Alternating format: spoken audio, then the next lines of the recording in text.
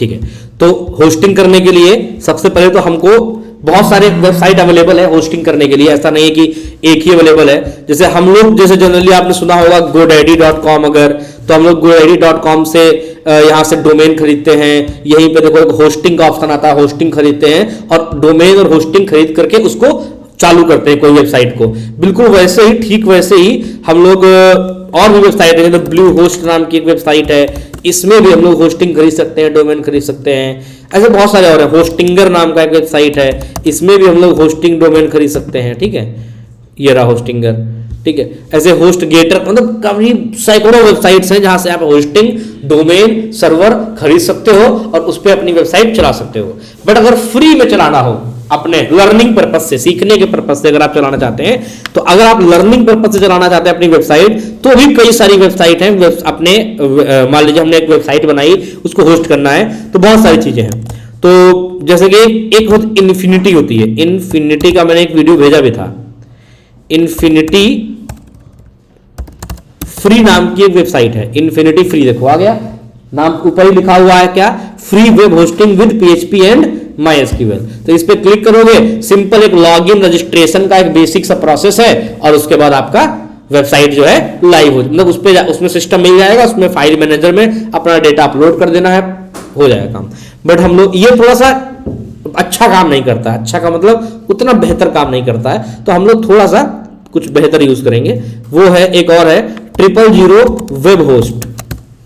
देखो 000 web host हमने लिखा, तो यहां पे देखो थोड़ा नीचे आओगे तो ये देखो एक वेबसाइट मिलती है 000 वेब होस्ट, तो हम लोग ये यूज करेंगे। तो ये 000 वेब होस्ट हमने ओपन किया, इनका कुछ सिक्योरिटी प्रोसेस अपना चल रहा है, जिसके बाद हमारी वेबसाइट अभी ओपन हो जाएगी।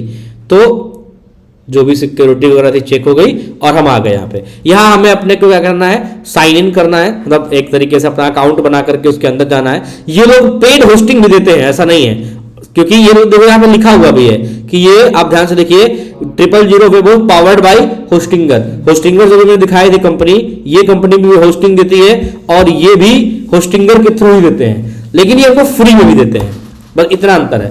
तो क्या क्या चाहिए होता है एक वेबसाइट को होस्ट करने के लिए? सबसे पहले आपको वेबसाइट होस्ट करनी है तो सिंपल सी बात है, सबसे पहले एक वेबसाइट चाहिए जो कि आपने बना रखी हो, जो आप PHP पे बनाओ, HTML पे बनाओ, बूटस्ट्रैप पे बनाओ, AngularJS पे बनाओ, किसी भी तरीके से आपने एक वेबसाइट बना रखी है अगर, तो वो वेबसाइट का पूरा एक अपना सिंगल एक फोल्डर तैयार करिए। ठीक है ना, एक फोल्डर तैयार करिए जिसके अंदर सारे फाइल्स आप अपने स्टोर कर दी। जैसे हमने भी क्या किया हुआ है, हमें भी ये AngularJS, एंगुलर ऐप नाम का जो फोल्डर है, इसके अंदर जो हमारा ये पूरा कोड है, इसको हम होस्ट करना चाहते हैं। तो इसमें एक इंडेक्स नाम की फाइल है जो कि होम पेज है इसका।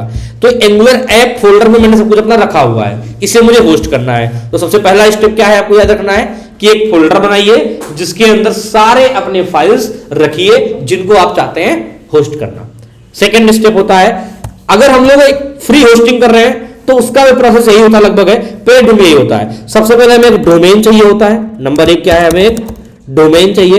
डोमेन क्या होता है, domain is like google.com, facebook.com, digicoders.in, है ना, ऐसे करके digicoders.com। तो ये क्या होते हैं, डोमेन होते हैं। जनरली एक डोमेन 300-400 रुपए से लेकर के 1000 रुपए तक की रेंज में आ जाता है। .com डोमेन थोड़े महंगे होते हैं, .in डोमेन थोड़े सस्ते होते हैं, .co.in डोमेन थोड़े और सस्ते होते हैं। जनरली मिनिमम आप मान लीजिए 400-500 रुपए से 1000 रुपए तक के में आपको कोई भी डोमेन मिल जाएगा।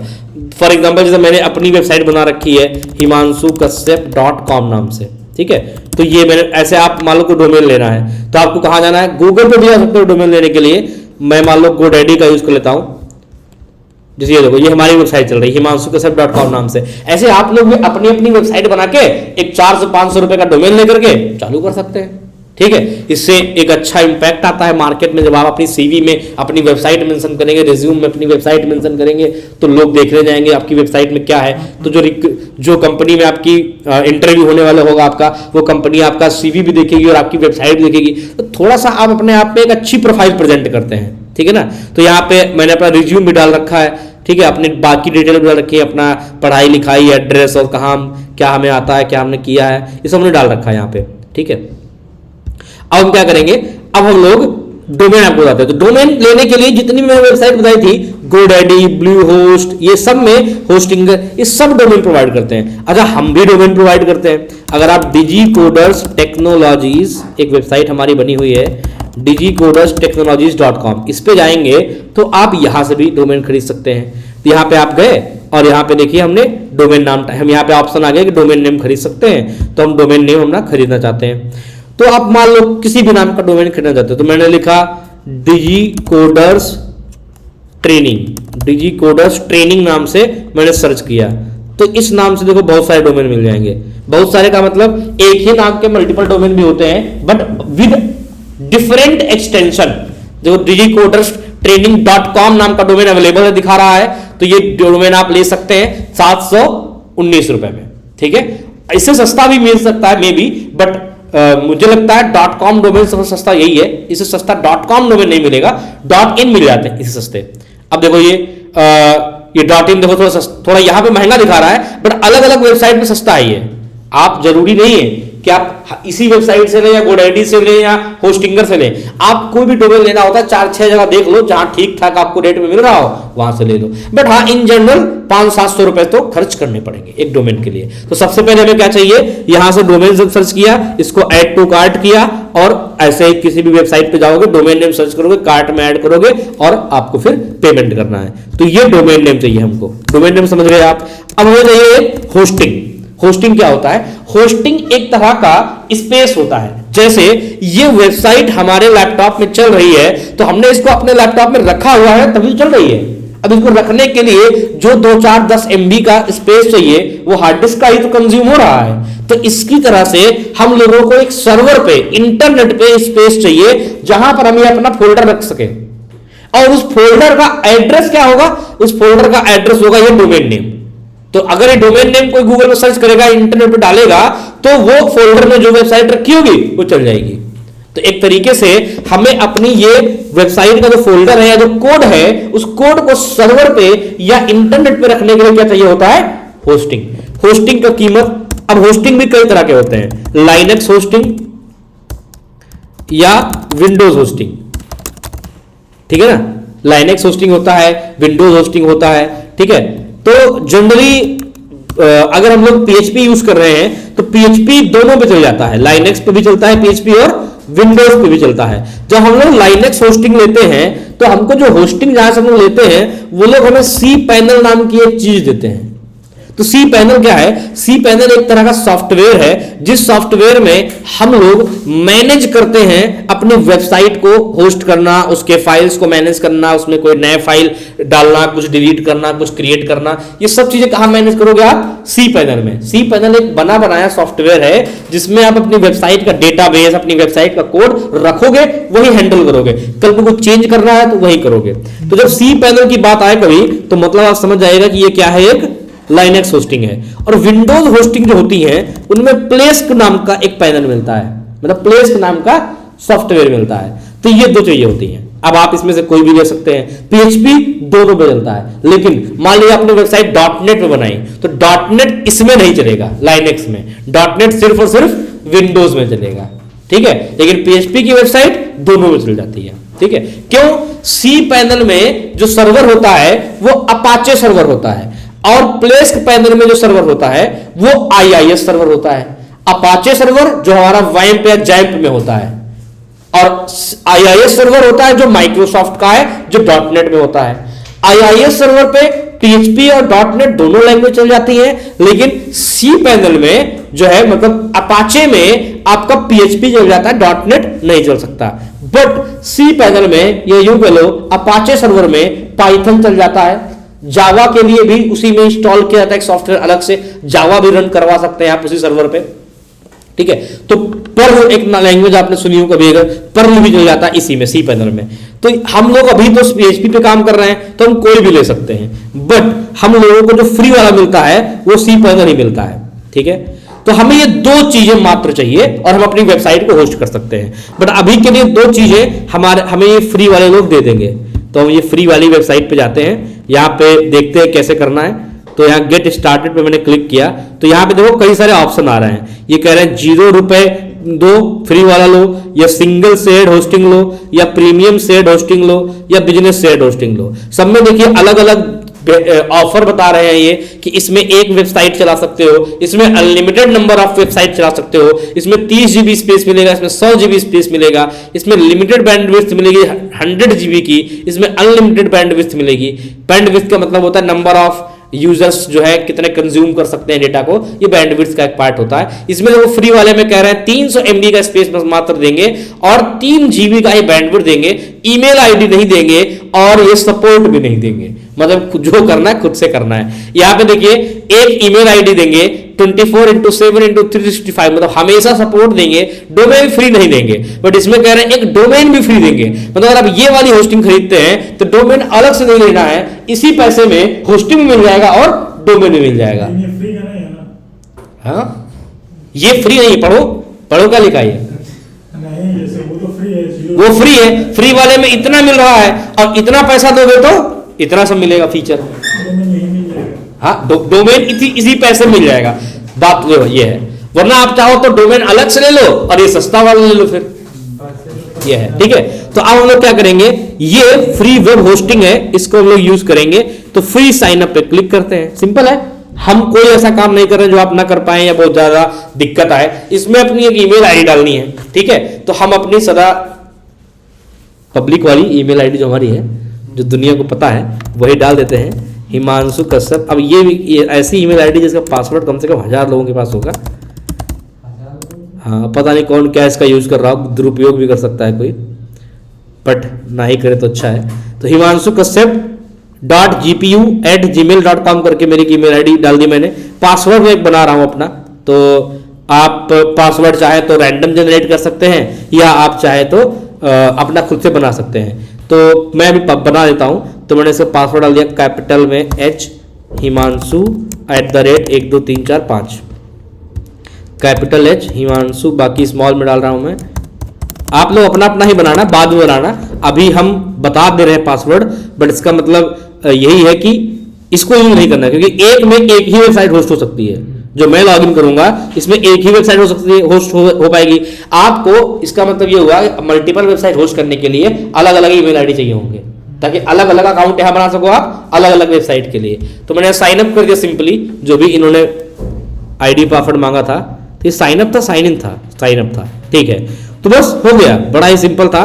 तो मैं लिखता भी जा रहा हूं, मैंने जो ईमेल यूज की है वो है हिमांशु कश्यप, ताकि क्यों आप ये चीजें हमेशा लिख रखें, क्योंकि आप भूल सकते हैं होस्टिंग, डोमेन, और कल को जब आप अपना सब वेबसाइट प्रॉपर चलाया करेंगे तो इतने सारे आईडी पासवर्ड हो जाएंगे कि आप जो है हैंडल ना कर पाएंगे।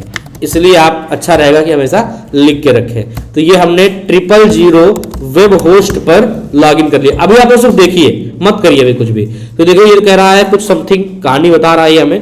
तो कह रहा है ठीक है आपका अकाउंट बना रहे हैं कुछ। तो ये हमारा अकाउंट बना करके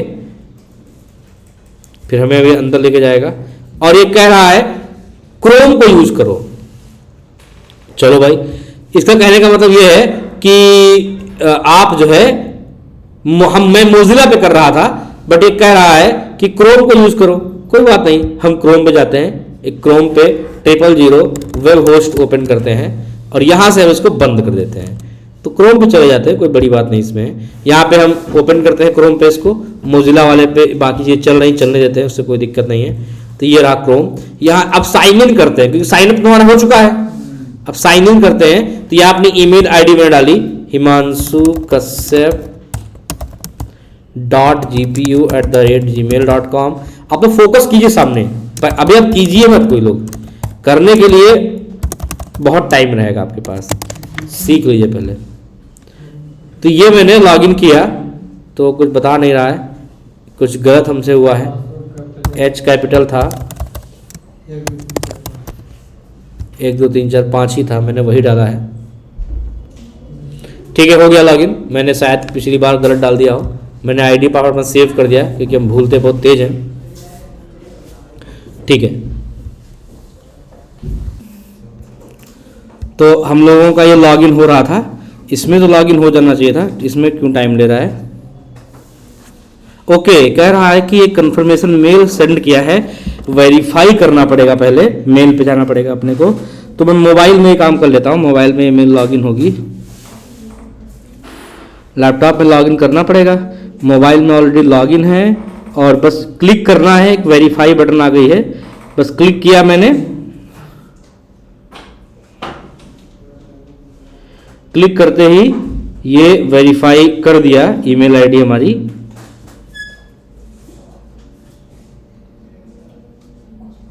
हो गया। अब हम जो है लॉगिन कर सकते हैं। ठीक है, हो गया।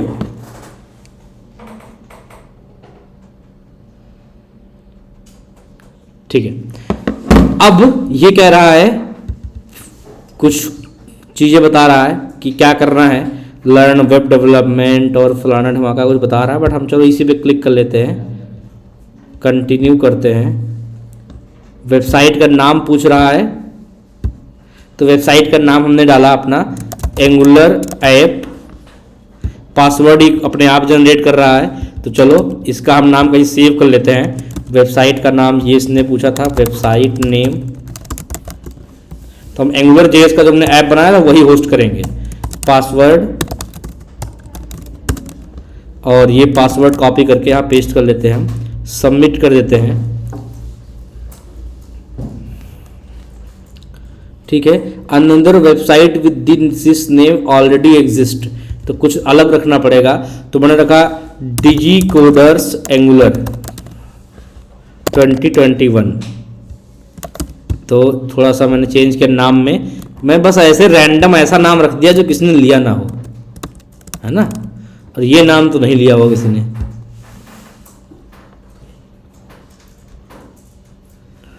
तो ऊपर लोड हो रहा है, ये बहुत टाइम ले रहा है लेकिन, बट चलो कोई बात नहीं, इंतज़ार कर लेंगे।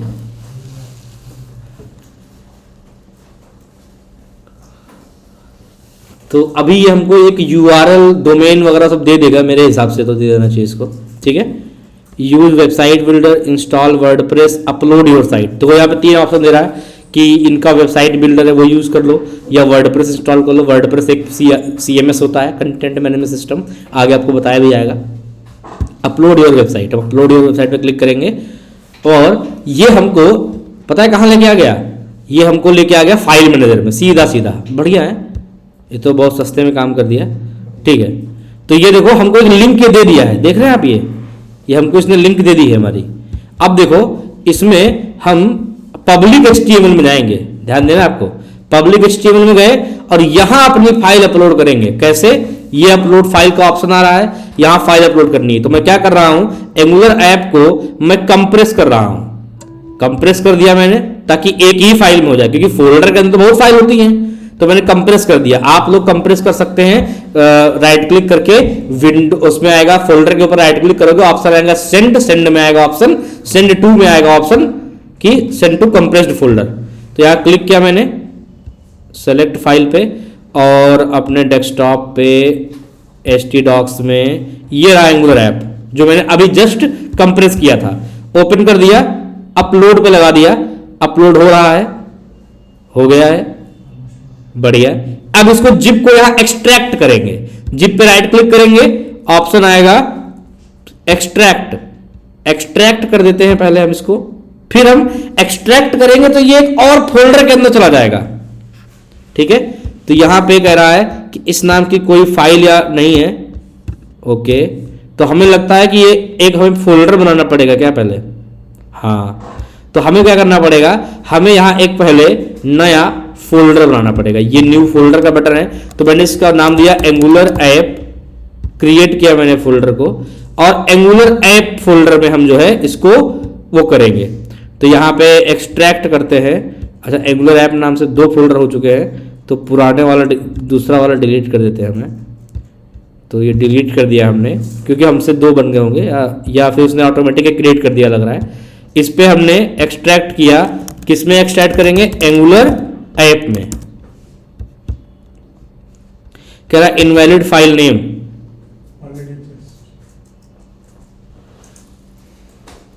ये क्या लॉजिक है इनका,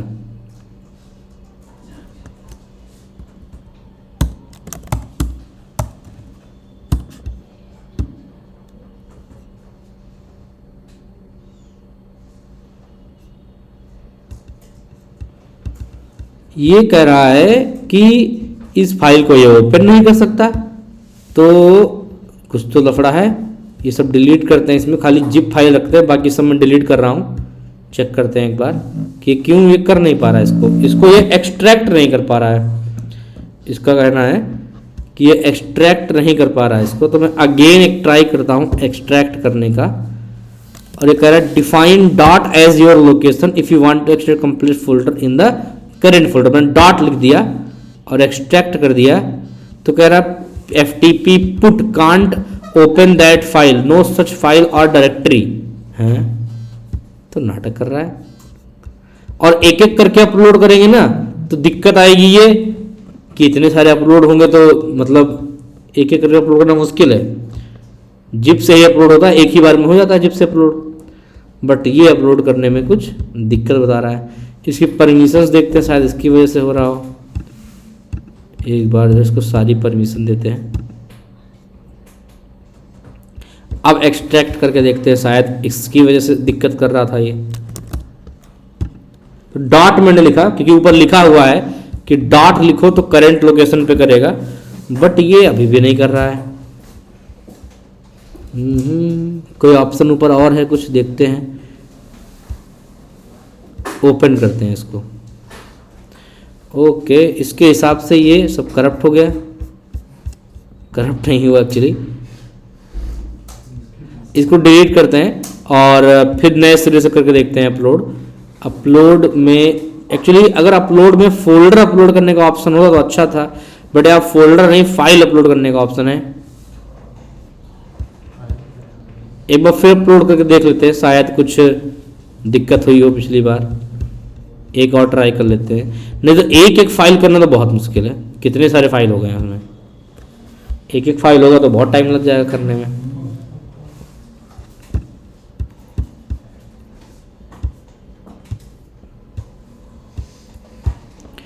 तो यहाँ पे आ रहा है ऑप्शन एक्सट्रैक्ट। इसको एक्सट्रैक्ट करते हैं डॉट लगा के। हाँ, ये कह रहा है इसको ये ओपन नहीं कर पा रहा है। एक बार और एक्सट्रैक्ट करते हैं इसको।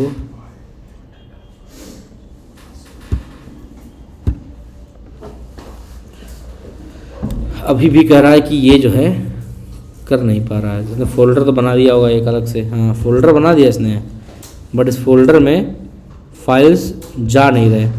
तो फिर हमें क्या करना पड़ेगा, एक एक करना पड़ेगा अपलोड, तो बहुत लंबा प्रोसेस हो जाएगा।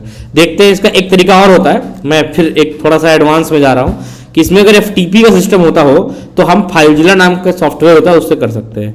तो ये हम आए इसके अंदर डिटेल में आए, ठीक है।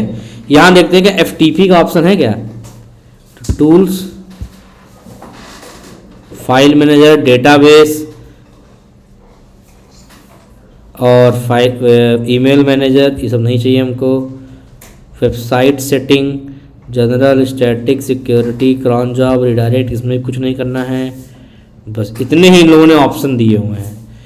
तो इसका मतलब है कि फाइल मैनेजर जैसी कोई भी चीज़ इन्होंने नहीं दी हुई है, ठीक है। यहाँ पे हम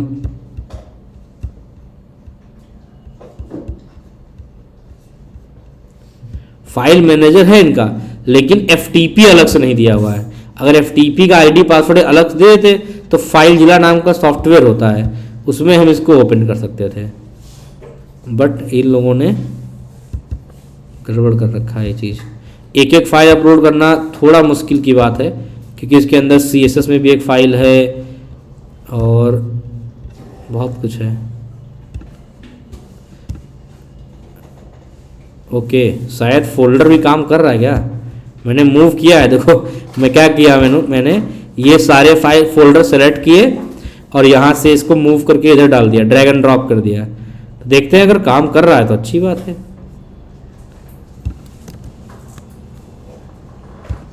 ठीक है। अपलोड करते हैं, अगर हो जाए अपलोड तो अच्छा ही है। हो गया, बढ़िया है। जिप के बिना ही होगा तो बढ़िया है, लेकिन हमने गलती कर दी।